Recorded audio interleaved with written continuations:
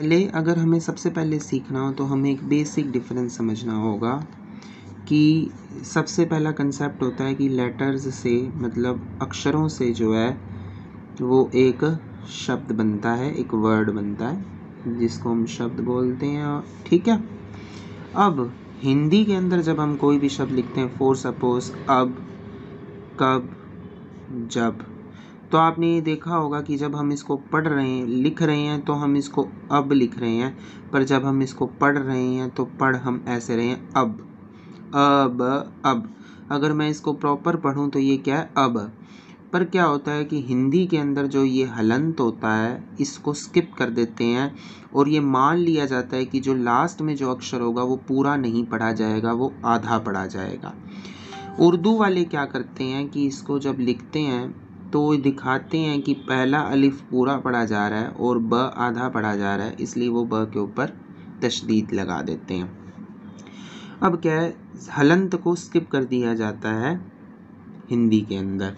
पर अब सिंधी के अंदर क्या होता है, जब हम सिंधी लिखते हैं तो कोई भी आखिरी अक्षर जो होता है वो कभी भी आधा नहीं पढ़ा जाता, उसमें कोई ना कोई सुर हमेशा रहेगा। जैसे फॉर सपोज अगर हम लिख रहे हैं उठ, तो ये ठ पूरा नहीं, ये ठ जो है इसकी साउंड ऐसे आ रही है, जब आप इसको पढ़ोगे तो ये ठ जो है इसके अंदर आपके होंठ जो है ऐसे गोल सी शेप फॉर्म कर रहे हैं। तो ये साफ साबित हो गया कि ये ठ पे छोटे ऊ की हल्की सी साउंड आ रही है। इसलिए इसी तरीके से अगर आप देखो कोई भी शब्द अगर आपने यूज़ करना है हथ, तो उसमें भी हमारे पास छोटे ऊ की जो है वो, अगर आप देखें गरज है तो गरज में हमारे पास ज पूरा बोला जा रहा है।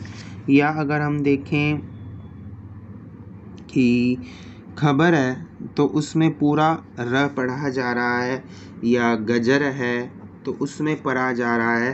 अब कुछ ऐसे अक्षर होंगे जहाँ पे छोटे ऊ की भी साउंड नहीं आएगी और र जो है लास्ट लेटर में पूरी साउंड भी नहीं आएगी, ऐसे हल्की सी ये की साउंड आएगी। ठीक है। तो जैसे अगर हमने देखना हो शुरुआत, शुरुआत, तो इसमें क्या है, तो हमें ऐसा लग रहा है जैसे हल्की सी ये की साउंड आ रही है, ये की साउंड आ रही है। या आप इसको ऐसे कह लो कि हमें ऐसा लग रहा है जहाँ अक्षर जो है वो पूरा पूरा होते होते अधूरा सा रह गया है, तब हम छोटी ई की मात्रा आखिर में लगा देते हैं। तो ये आपको याद रखना है कि या तो किसी भी शब्द के आखिरी वर्ण पर या आखिरी अक्षर पर या तो छोटे ऊ या छोटी ई या कोई भी मात्रा नहीं लगेगी। मतलब या तो ऊ की साउंड आएगी, या तो छोटी ई की साउंड आएगी, या अ की साउंड आएगी। इसलिए हमें ये ध्यान रखना पड़ता है कि जो अक्षर जब हम देवनागरी में लिख रहे हैं तो लास्ट में छोटे ऊ की मात्रा आनी चाहिए, छोटी ई की मात्रा आनी चाहिए, ये कोई मात्रा नहीं आनी चाहिए। ये सबसे पहला बेसिक रूल है। अब ये आपको प्रोनंसिएशन पे रहेगा, अगर आपको सिंधी बोलनी आती है तो आप इसको लिख सकते हो, ये इसका फर्स्ट रूल है। दूसरा रूल ये है कि अब आपको ये ध्यान रखना है कि सिंगुलर और प्लूरल क्या है। जैसे फॉर सपोज हम हिंदी में लिखते हैं किताब और लिखते हैं उसका बहुवचन कर देते हैं किताबें या किताबों। पर अब क्या है, अगर हम इसको सिंधी में लिखना चाहें तो आप सोचोगे कि किताब और किताबों लिख दें, तो ये ग्रामेटिकली इनकरेक्ट है। क्या होता है कि जो है किताबों ग्रामेटिकली इनकरेक्ट है सिंधी में, इसलिए आप देखोगे कि किताबों वर्ड ही नहीं है, किताब, किताब। तो ये सिंगुलर और प्लूरल है। जहाँ पे सिंगुलर होगा वहाँ पे हम छोटे ऊ की मात्रा लगा देंगे, जहाँ पे वो प्लूरल होगा हम वहाँ नहीं लगाएंगे।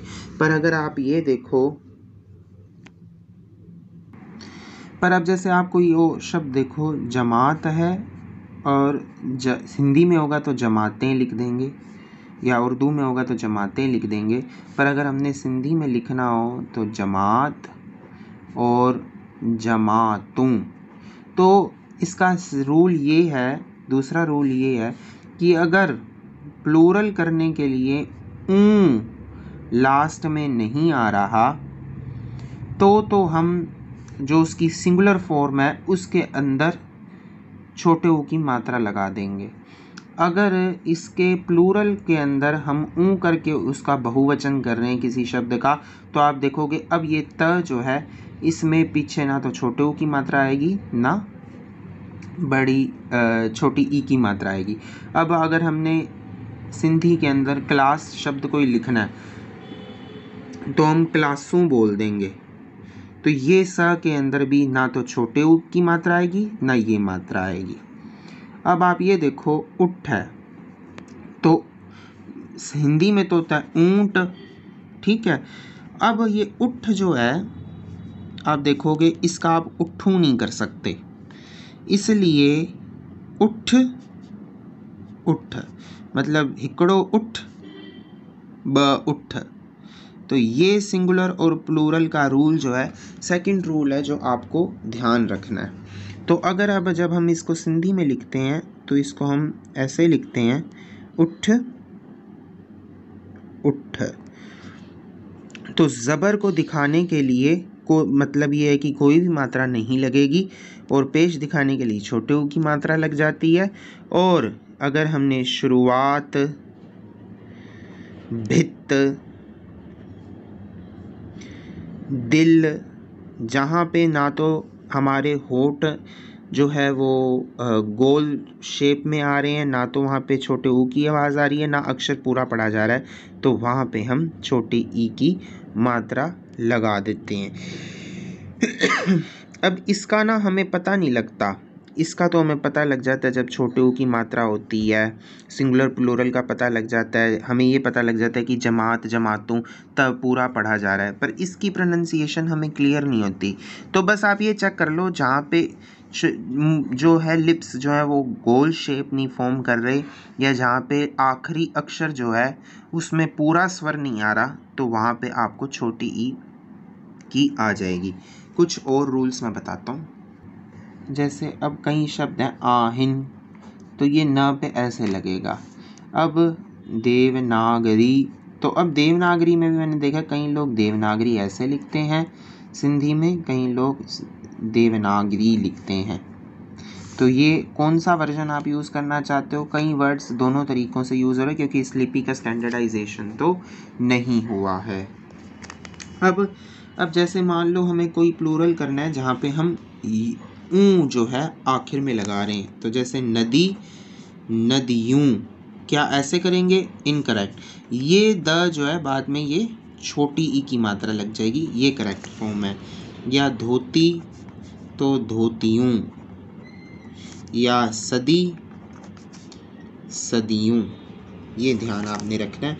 अब कुछ शब्द ऐसे होंगे जहाँ पे हम हाथी का हाथी कर देंगे, पक्षी का पक्षी रहेगा, सिंगुलर प्लूरल जो भी, इसका दूसरा धातु फॉर्म ही हो जाएगा हाथियुन या पखियुन। इसमें भी आप ये देखो जो आखिरी में बड़ी ई की मात्रा थी, ई कारांत था, वो बाद में इकारांत हो गया, तो बड़ी ई से जो है वो छोटी ई में कन्वर्ट हो गया। अब आपको और चीज़, अब वर्णों के हिसाब से आपको क्या ध्यान, जो चीज़ मुझे पहले बतानी चाहिए थी वो अब मैं आपको बता रहा हूँ कि अब लेटर्स को आपको ये बात चीज़ समझनी पड़ेगी कि हमारे पास 52 लेटर्स हैं हमारी जो सिंधी स्क्रिप्ट है। अब हमारी जो देवनागरी स्क्रिप्ट है उसके अंदर जो है लेटर्स भी कोई ऐसे फिक्स नहीं है, कोई किस तरीके से यूज़ करता है, पर जो सिस्टम मुझे स्टैंडर्डाइज लगता है वो ये है कि आप जो है स्वर तो वही यूज़ कर रहे हो, ये रू तो यूज़ ही नहीं होता है, भले देवनागरी में ही क्यों लिख रहे हो आप।